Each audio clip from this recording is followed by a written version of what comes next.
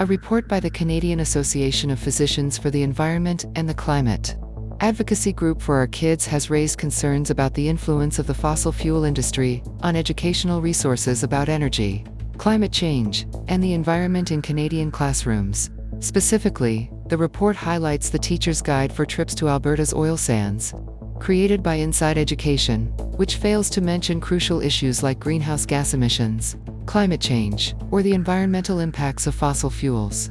Instead, it focuses on the economic benefits of the oil sands and job creation, only briefly noting the need to balance energy and environmental needs.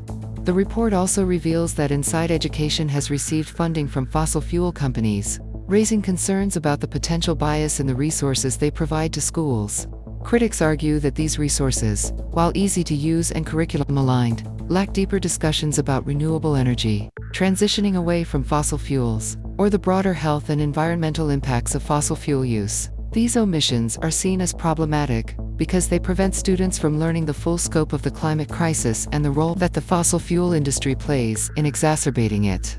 The report calls for more independent, unbiased climate education that addresses the role of fossil fuels in climate change, as well as a comprehensive exploration of alternative energy sources and systemic solutions to environmental issues.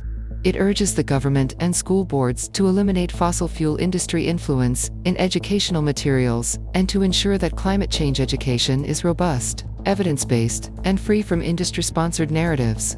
This issue is particularly troubling because it shows how the fossil fuel industry can shape the way young people understand the climate crisis, potentially undermining efforts to build an informed, action-oriented generation that is prepared to tackle environmental challenges. By downplaying the severity of the climate emergency and focusing on individual actions rather than systemic change, these resources may unintentionally hinder progress toward addressing climate change at a policy level.